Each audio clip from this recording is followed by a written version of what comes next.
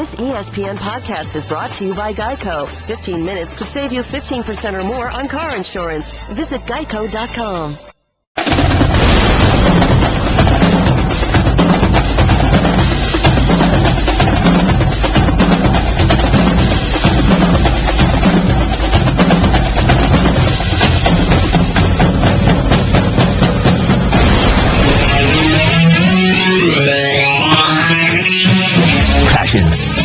Opinion.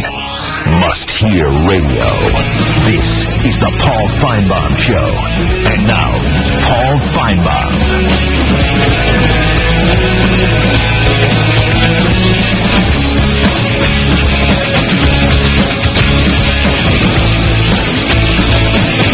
Second half of the program is underway, and it's going to be a busy one. We had Gary Pinkel an hour ago. Brett Bielema expected shortly as well. A conversation with Brett Bielema and Brandon Allen. More phone calls at 855-242-7285. We'll also let you hear Nick Saban's reaction to all of the hullabaloo. He seemed really surprised when I informed him earlier this morning that his statements at the podium had created quite a buzz. Let's grab some more phone calls here at 855-242-7285, and with Coach Bielema coming up shortly. Casey is in Fayetteville. Good afternoon. Hey, how's it going, Paul? Really well. Good, good. I just wanted to call and tell you I really appreciate your show. Really appreciate your coverage of the Arkansas Razorbacks today. Thank you. Just wanted to say, I know a lot of people around the nation kind of question here in Fayetteville how we feel about Bielema and his staff, and it's been kind of mixed reviews, but from someone that lives here and someone that's around the culture all the time, I just wanted to say that he's got the full 100% support of the Razorback community, and I think he's going to do great things. I think there will be statues of Brett Bielema all around the campus in coming years. I think he's off to a great start. Thanks so much for the phone call. Mississippi is our next stop. Gavin, good afternoon. How are you? How you doing today, Paul? Okay. I wanted to ask you a pretty big question that's been running on my mind lately.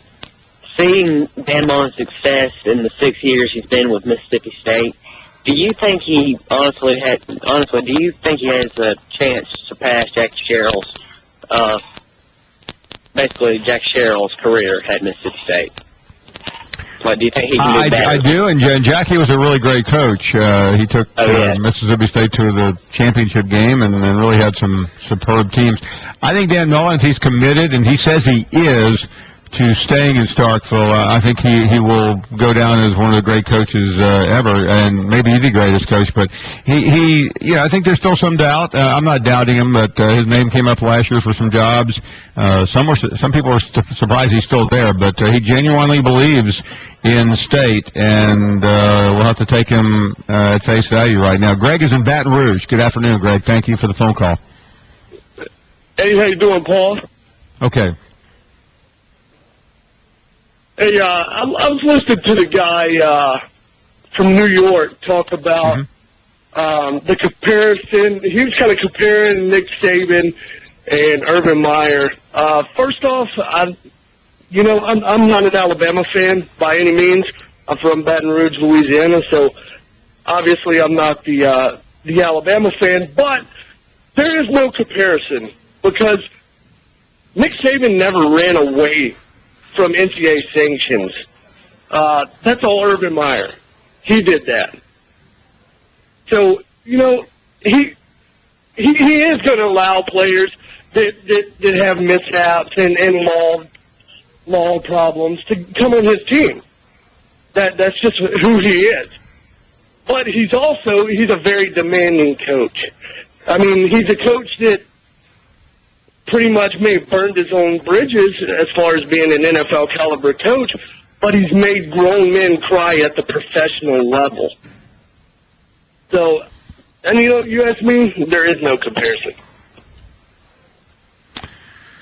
Well, I think it's an evolving comparison, Greg, and right now Urban Meyer has made a pretty dramatic leap. I don't know. I mean, if you ask me which man would you rather go on a cruise with, I think the answer would be neither. But that's not the question. The question is, which man do you think could win a game or a national championship? And right now, Urban Meyer is the hot new old coach. He's won 2 at Florida. He's won 1 now at Ohio State. He seems primed to win again. That's a theme here that I think people are missing. It's not so much that Alabama has fallen or the SEC has fallen. It's the fact that for the second year in a row, another league another team from another league is the preseason number 1. Last year it was Florida State. They were prohibitive. This year, same for Ohio State. Joe is in Arkansas. Joe, thank you. Good afternoon. How you doing? Just wanted to call in and say that I love your show. I don't get to watch it as often as I want to. I just wanted to call and talk to you about the guy that called in from Alabama where you singled out Nick Saban. I've watched your show a few times to know you don't just single out one coach in the SEC. If they make a statement you don't agree with, you go after all of them. I just love how you take it with stride and you just keep on trucking down the road doing your job. Just wanted to say thanks for what you do, thanks for your show, and keep up the good work, brother. Thank you very much. Wayne is up next in Alabama. Good afternoon, Wayne.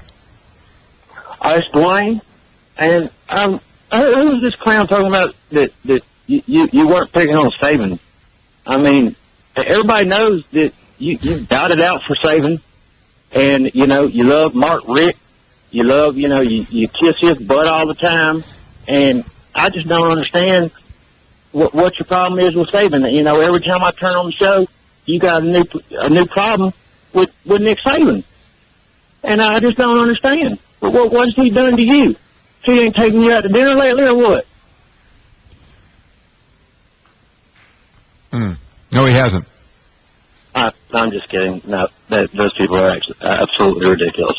And it's really it's funny. And when it's all over, I'll talk more about it. But I probably spent more time with Nick Saban in the last month, and by the end of next week, I will have probably quadrupled that I have in a couple of years. I have no problem with Nick Saban at all. I have great admiration for him. He happens to be in the news a lot, and we're in that business, so we tend to comment quite a bit about people that are in the news. So let's go to Craig next in Concord, North Carolina. How are you, Craig?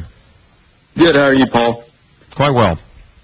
I got a quick question for you. I know a lot of people are talking about this year and everything with Alabama, but who do you think should be our quarterback this year? Do you think Nick Saban should go with Jacob Coker, or do you think he should go with David Cornwell, and next year we'll have a proven quarterback going into next year? Craig, I think it's a great question. I appreciate your call.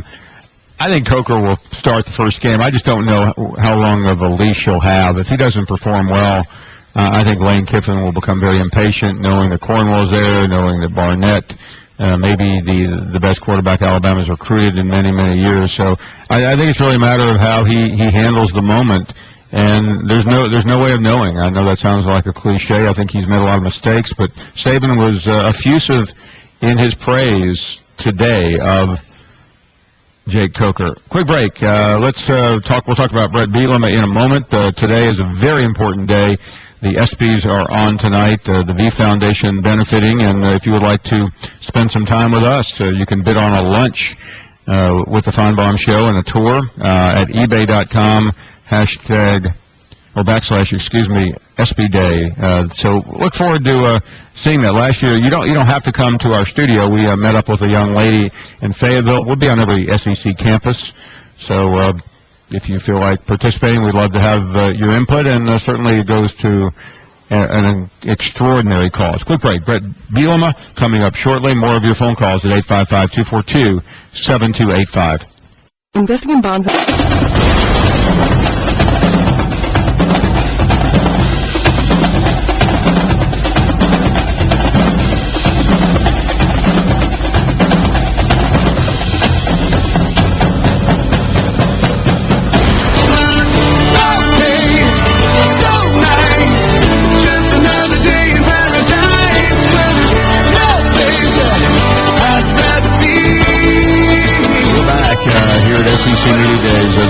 There's an empty space. Brandon Allen great quarterback from Arkansas is here. And Brandon, I know so much of being a leader on the team that you are is discipline and being on time. So where's your coach? You tell me.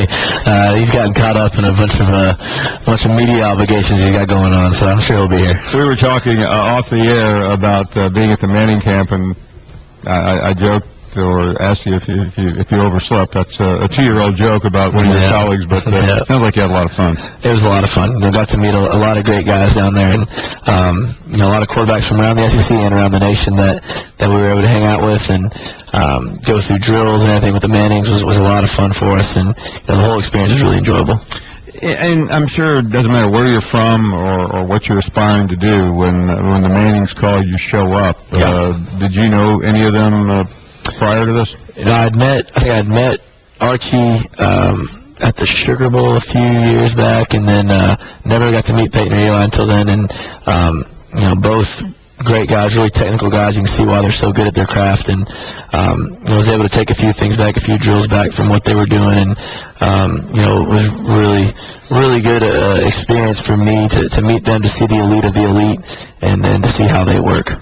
Yeah, Peyton, of all quarterbacks, and you know the story, I mean, he never stops working. As one of the great leaders of your program, what do you do to try to make yourself better? And I know it's a never-ending odyssey, but I'm sure you're always working on it. You can never be perfect. You really can't. There's always something that you can improve on in your part of the game, and especially at quarterback, there's so many things you can do. For me especially, it was footwork early on, and I've been doing so much with footwork, and now it's about being a student of the game. You have to be the smartest guy on the field at all times. Quarterbacks always have to know the most, always have to do the most film study, and so there's never a point where you can get content with your game. We had Josh and Dak up here yesterday. I know they were at the camp as well, and they were joking and kidding with each other. And sometimes those of us who are the adults in the room forget. You guys are in college, and a lot of you know each other. In terms of the camaraderie, you obviously saw many in Thibodeau. What's it like, and how often do you keep up with your other quarterbacks? It's really difficult to be able to meet other guys from the teams you play and around the SEC, and it's hard a bit, but places like the Manning camp and places like different camps, you can meet people, and I think it makes the games more fun. It does make more fun when you know the guys you're going against, when you know a guy on a different team that you're going against, and I think that meeting those guys, knowing how they work, knowing that they're both great leaders for their teams, they're going to do a great job this year, and I'm really looking forward to the games when we play them. Expectations are part of the SEC, part of being a quarterback. This year, a lot of people are high on the Hogs. I mean, that's a cliche. You're from Fayetteville. Yep. I know you can't get hung up on that. Every time we talk to a player, they say, well, we're just worried about the first game, which is UTEP in your case. But do you let yourself wonder a little bit late at night, okay, we've got this game, that game, we have to do this, or we have to do that, or do you really just focus on the next one? You really do. You focus on the next one. You can't get to the next game without playing the first game. And so, our biggest thing is all the outside expectations we've had. We've heard 9 wins, 10 wins, all that. Inside the program as a football team, we have higher expectations on ourselves than anyone else. We expect to be perfect. We expect to win every game we go into each and every Saturday, and that's just kind of how we go about our business. We heard your coach earlier today describe the meal at the end of the Texas game. He try to be respectful of your elders, and he said it was borderline erotic, meaning, and the symbolism was obvious. I mean, it's Texas, and Arkansas could score again, but you didn't. What did that game mean? Yeah, it meant so much, especially being from Arkansas. I've grown up knowing the rivalry. I grew up, we've beat Texas, we've lost to Texas, and just getting the opportunity to play Texas. We had guys waiting for the bowl game prediction to come out, and we were praying we got Texas in a bowl game. We heard those are one of the two options, and we were praying we got them in a bowl game because we know how much it means to not only our team but our state as well, and all the fans we have around the state, and how much it means to beat Texas. It's a big time rivalry, and beating them, there's really nothing sweeter. In terms of your position, we have talked for days, if not weeks, if not months, about your offensive line. That is a nice problem to have. Many say you have the best offensive line in the SEC. You take those guys out early and often? I've taken them out before. It put a dent in my wallet because those guys can eat. I think at one point they were the biggest averaging offensive line in the NFL and college football, and so those guys, I feel very protected back there. They do a great job. They work so well with each other in communication and doing all the things they do that it just makes me do my job better, not to worry about people trying to get after me. I know I got the smartest and the biggest O-line in front of me. And you also have a couple of pretty good running backs. So I'm not trying to say you have the perfect job, but in some ways as a quarterback you do. And the surrounding talent that we have on our team makes my job that much easier. It really does, with Jonathan Williams and Alex Collins, and obviously everyone knows about the talent they have and what they can do with the football, and the offensive line that opens the holes for them. We have so many threats on our team, and Keon in the passing game. We have so many threats and that people have to respect. Hunter Henry at tight end. We have a lot of guys that open up the holes for the running backs, and having them as talented as they are just makes it that much sweeter. Let's talk about the coach, because we look big picture, although there are many coaches. We spend all of our time talking about Coach Bielema, but he's still young in his tenure there, but the impact that he's had is phenomenal. How has he been able to do it and so quickly? I think just the kind of guy he is. He's a genuine coach. He's a type of guy that players want to play for. He's almost like a father figure in a sense, to where you don't want to do anything to disappoint him, whether that's off the field or on the field. You want to be able to perform well, to perfect your craft because of the guy he is. You want him to succeed, and so therefore you do everything you can in your power to succeed for him. I alluded to it earlier, and I'll begin to close our conversation because I know you're about to head back, but expectations are something we talk about at SEC Media Days. As a player, I'm sure, you can't help. We always act like you guys are not paying attention. It's hard not to pay attention, but more than likely, Arkansas will fare well tomorrow, but it won't be first or second in the SEC West, and it may not even be third. You haven't been picked to finish high in the past. Does that affect you in any way? If anything, all it does is kind of fuel our fire. It really does, and because we know the talent we have, and we know, especially in our conference, it's so difficult to win, a single game with all the different teams you play that have so much talent, and we know how difficult it is. But we believe on our team we have the talent to do it. We have the ability. It's about coming in that one Saturday and putting it all together for one game, and that's how it is each and every week in our conference. Is any team can beat anybody. And, we think to ourselves, why not us? And exactly why not us? We could be that team to put it together each and every Saturday. So, are you thinking beyond the first in relation to winning the West? Is that the goal? Is there a bigger goal? What is the goal? We obviously have the ultimate goal of winning every single game and going all the way. But the way you accomplish those goals is by focusing on each and every game one by one. That, like you said, that starts with us at UTEP. You have to win that game if you want to win the rest of them. You have to win the next game if you win the rest of them. So you have to slow down your big picture goals and break them down into each game. Brandon Allen, certainly you can see why he is one of the best. And I was about to wrap up the interview. I see your coach. I don't know how to. You've been coach. You're getting fined. You're here late. We're looking at the schedule on the board, and certainly. I can't wait for this scene here. He's got the shoes on. Can you describe the shoes, Brandon? Let me turn you into a college football analyst. They're blinding. Don't get the lights on them because they will hurt your eyes. Does Coach Bielema realize this is SEC Media Days? He's not an opening act in Vegas with those shoes? I think he realizes he knows what he's doing. He's got some style to him, and that's just part of it right there. Well, the coaches arrived. I was telling Brandon, Coach Bielema, that if he hadn't shown up 10 minutes late for a meeting, he would be out running laps. So we're both going to sanction you.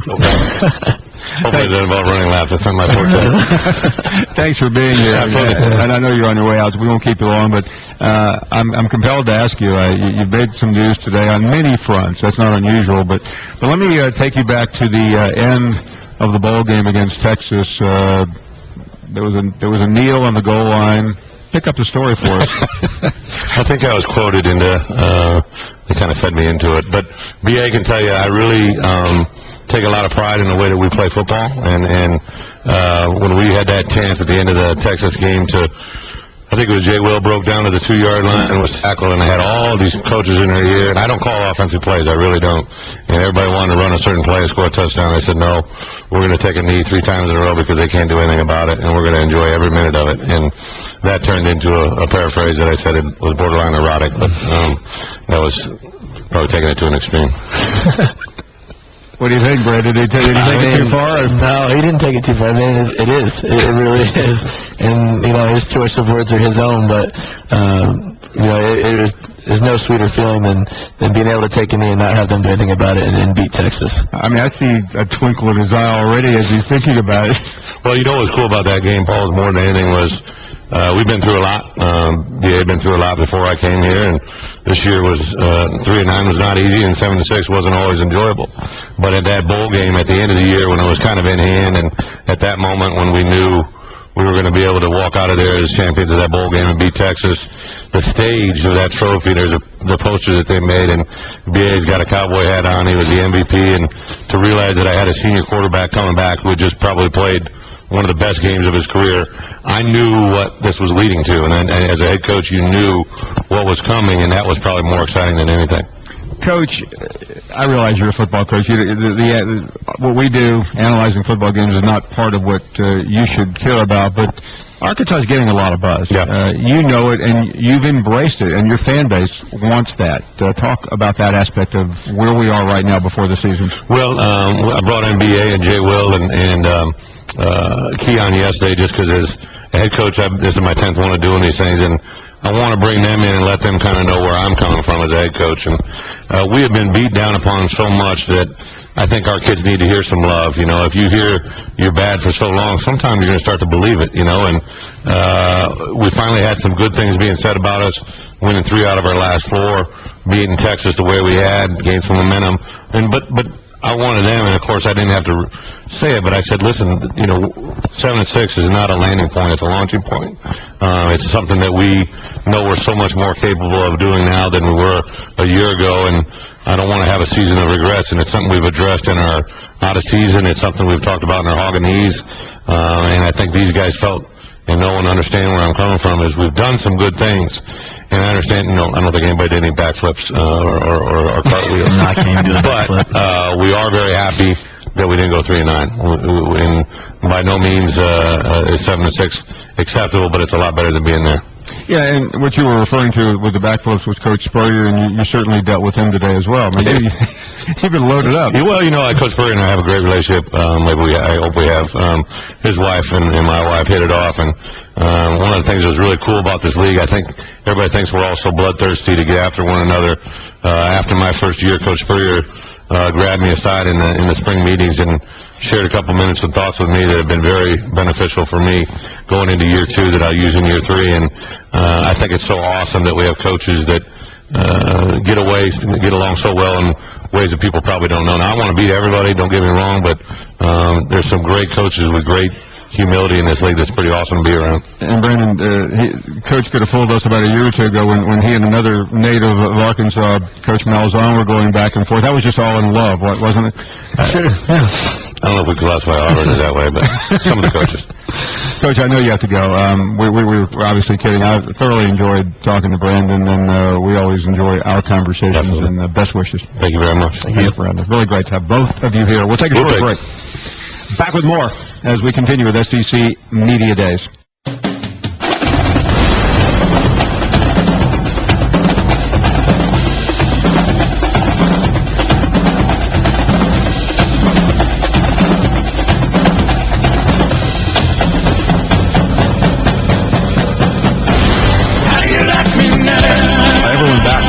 We're sitting here with Steve Shaw, the coordinator of officiating, and I do want to ask you that. We fans love television, but they hate it because sometimes these games really seem to last forever. That is an issue I know the league and the sport has addressed. Where are we?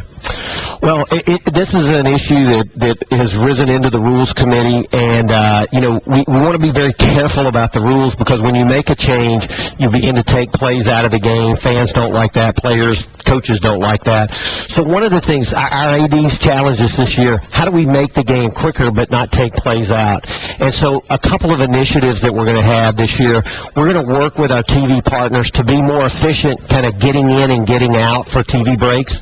And then the other thing is around halftime. The rule book says halftime's 20 minutes, and our 20 has kind of slipped to maybe 23, 24. So we're really going to go back to a 20-minute halftime. And the goal is, I'm not sure fans really care if it's a 3-hour and 23-minute game or 3:17, but I think the goal is to get rid of the dead time where you're a fan sitting in the stadium with nothing to look at. And so I think if we get more efficient with our TV partners in and out, get halftime down, we'll make an impact on total length of the game. Where are we right now in terms of the average length of the game, and how has it changed over the years? Well, for a number of years, we were tinkering with the rules, and, one year we actually started the clock every time a change of possession, and it took so many plays out. Everybody hated that. But we've gotten to a good spot on our rules, I think. And I think now, but the time has started creeping up. And I think that's where, if we get tighter with our TV partners, I don't know what the goal is. I mean, we're running, I think it was 3 hours and 23 minutes on average of all of our games last year. And I think everybody would like to kind of see that get closer to 3 hours and 15 minutes. But we don't want to take anything away from the game itself. And the other thing, is you work it down. If you make a rule change that takes plays out of the game, some people have suggested, well, after a first down, don't stop the clock. That's a great difference in college game. But if you do that, that may impact an FBS game from 3:23 to 3:15 or 3:10, but then it has ripple down effect in Division II. Their game, which is going, 2 hours and 40 minutes, may now go to 2:20 or even less. So we don't want to do things that change, college football completely. So I think the best goal right now, keep working with our television partners and be more efficient and see where that takes us. How has the replay affected that aspect of the game? Well, let me first say, when we first looked at replay, people thought, boy, you officials, you're going to be worried about it. But, any momentary embarrassment by overturning your call, is overwhelmed by getting the call right. So we want replay, even as officials. We've expanded it a little year over year. But one of the things we monitor, and so, a couple facts, last year our average replay time was 1:27. So that's pretty tight, 1:27 seconds from when we say previous plays under further review till we make the announcement. And we were averaging about 1.5. It's a little less than that, but about 1.5 replays a game. So it's really not adding a lot of time, but clearly, replay to help us get it right, it's been a great technology advent into the game. And I think what we're doing now is just continuing to say, each year we have a little more. We've got a rule change this year that a judgment call now on an onside kick, an illegal block by the kicking team is now reviewable. And everybody was worried about if you take judgment. We didn't want to cross that line into judgment, but when we started reviewing targeting fouls, that's a judgment call. But the impact of that was so severe to a player, disqualification, we felt it was worthy of review. And the same thing on the onside kick change this year. That's such a big play in the game. It can be a turnover. It can change the game. And it is so difficult to officiate. Imagine you're the side judge. The ball's coming in. Is it touched by the kicking team before 10 yards, after 10 yards? You have to be so ball-centric. But now if there's a block before you're eligible to touch the ball, that's an illegal block. We need replay's help to help evaluate that, and we'll get that. And for those of you listening and watching and look at Steve, he's dressed up in a nice suit, and they figure, what does this guy know about officiating? He was considered the best official in college football. He did Rose Bowls. You didn't do a lot of championship games your last few years because the SEC was in the national championship. Right. But you did everything there was to do. It's just been a couple of years since you've been on the field, but how is the perspective different from where you sit now? Well, I tell you what's, I even say this, my job is changing dramatically, and I don't mean from years and years ago. I mean really right under our feet, because the impact of social media and instant now everything, we are very transparent in dealing with our coaches. If we have a correct call, we explain to them why, but if we have a missed call or an incorrect call, we explain that to them as well. We want to do the same thing with the media and with the fans, but what we get, if we had to respond to every tweet, every blog, I'd need a bigger staff. So what we want to try to do is get better and better at being transparent and open communication, but do it in a way that is supportive of the conference, the teams, and the officiating. Steve and I, in full disclosure, used to be neighbors, and I would tell him once this started that it really would be a good idea to get him in here every Monday and take phone calls to the angry fans. I have not gotten much success from you or your bosses, or even my bosses for that matter. Exactly. But I think those are the type things. How do we get more open and explain? Because I think when fans, clearly understand the rule, understand the mechanics of what we're trying to accomplish, I think the education helps everybody in that process. Great, and we are going to keep pushing. There's a new commissioner in town, and we will be asking him shortly. Let's make Steve available. And I want the great callers of the Finebaum Show from every SEC school saying, hey, what about that call? Why are you out to get us? You've never heard that one before. That's the thing in officiating. If usually we have 180 plays in a game, and if you're 179 out of 180, nobody calls in and says, tell me about those 179, Paul. They want the one. Well, always good to catch up, and we do appreciate you. You've been very kind with us and helpful in trying to explain these big plays over the years. Steve Shaw, the SEC coordinator of officials. Will you run the mile and a half next week just for old time's sake? I will not, but I think our commissioner is going to. Well, he's a marathoner. That's great. Back with much more on SEC Media Days. A little bit later on, we'll introduce you to one of our favorite callers who has made it up to our perch. He's from Iowa, in case you're wondering. Hi, I'm Joan.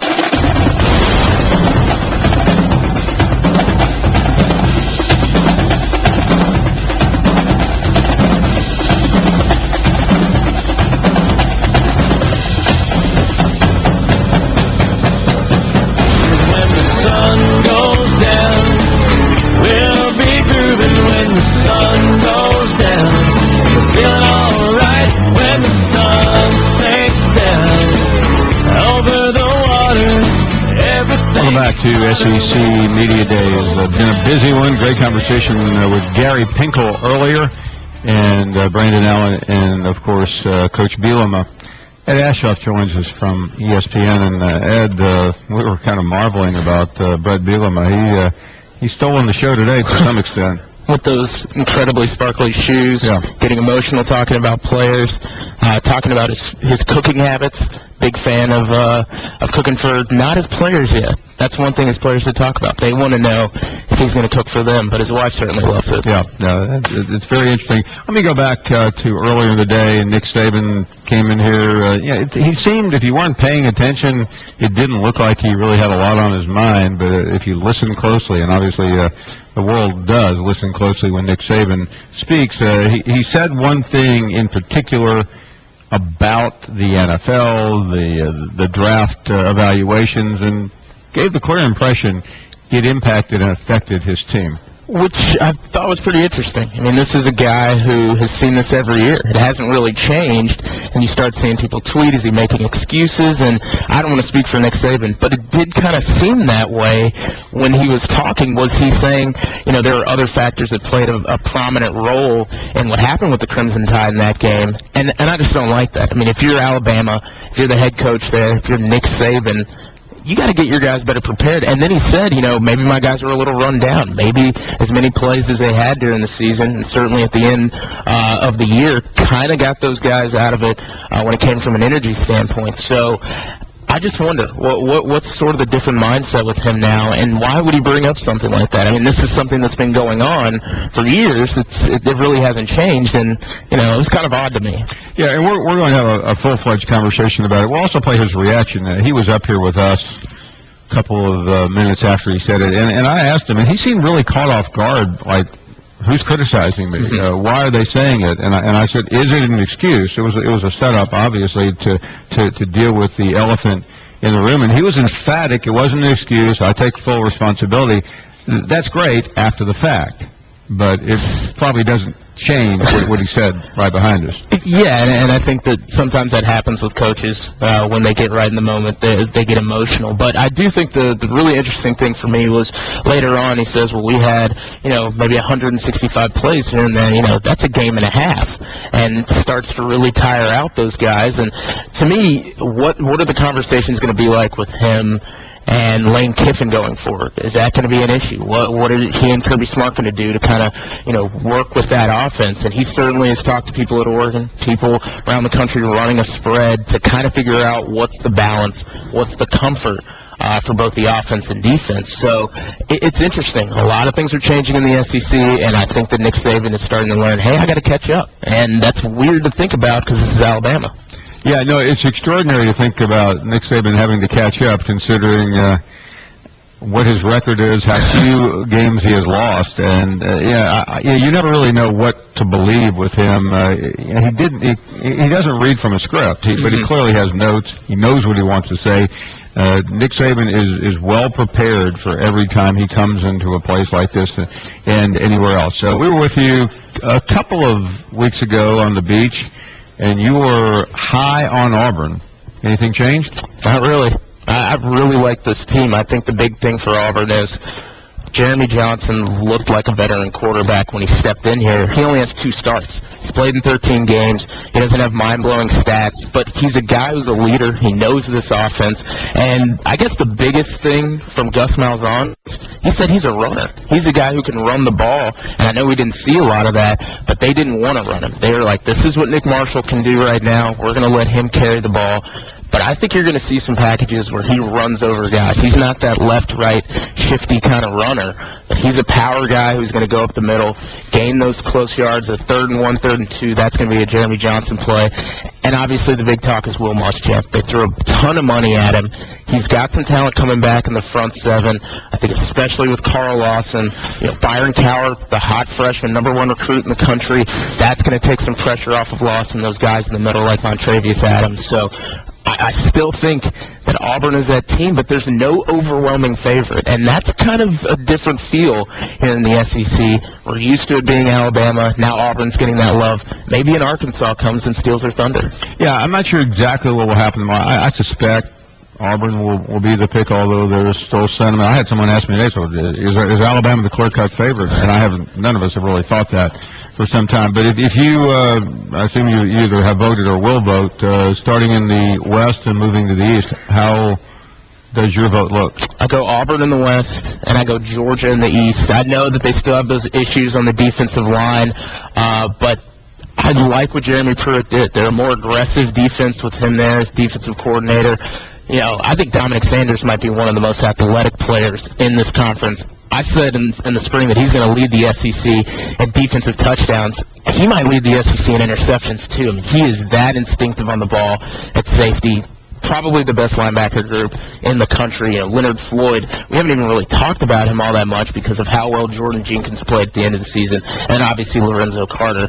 And now we know Bryce Ramsey's the quarterback. So if you can just hand it off to Nick Chubb, I think you're going to be all right.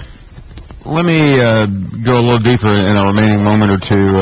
After Georgia, Tennessee, Missouri, where do you land? I'm kind of moving toward the Tennessee bandwagon, but I'm not forgetting about Missouri. I think Missouri, the thing that they have is leadership. And Matty Mock, calm, collected. Kenny Dennis said today that he's more mature now. He's a guy who's relaxed. He was out there throwing the ball better than he did at the end of last season, and clearly shoulder injury is going to hurt him there. But it just seems like they're not worried about anything. And I know that we don't know what the receivers are going to do. Hidden receptions coming back from all the guys that they have. Jamon Moore was a guy who was a little talkative in the spring, and Matty Mock shut him up, and he's turned into a more reliable guy. But the big question, it's in the middle on defense. They don't have the elite pass rushers that we're used to. You lose a guy like Harold Brantley for the year, and now Josh Augusta has to step up. Terry Beckner Jr., big-time recruit, is he going to be the guy in the middle to help out? it's nice to say let's go play, but then it's different once they get on the field. Ed Ashaw picking Auburn to win the SEC, and he's been consistent on that. Thanks, Ed. Really appreciate your coming by. So a lot happening here with one more hour to go. Don't forget, this is SB Day, the SB auction, benefiting the V Foundation for Cancer Research. You can bid on a lunch and spend the day with us here on the Finebaum Show at ebay.com/SB Day. Love to hear from 1 hour to bid. So, Ed, just bid $20. We'll take a short break. When our water heater... Geico presents Strange Savings Stories. Astronomers detected an interstellar transmission. It stated, Geico, 15 minutes could save you 15% or more. The implications were staggering. Was the cosmos telling us we could all save hundreds on car insurance with Geico? Or did their radar merely pick up a signal from the nearby Rufus and Clyde's morning show? We may never know. Geico. 15 minutes could save you 15% or more on car insurance. And now, for Geico's edition of Stuff Found in Your Car, we go inside your side door pocket. Hello, yes, the crumpled receipt with gum in it. From your anniversary dinner, you sprang for expensive wine, your server was Beth. That dinner was a couple $100. Money you could get back if you switched to Geico and saved hundreds of dollars on your car insurance. I bet you'd save that receipt, frame it even. But really, where did I go wrong? Was it the corkage fee? Geico. 15 minutes could save you 15% or more on car insurance. Visit geico.com today. The Boston Red Sox begin the second half with a road trip to the AL West, where they'll face Mike Trout and the LA Angels. Dives in, and he made the catch! First pitch is Sunday at 8 Eastern on ESPN and on ESPN Radio.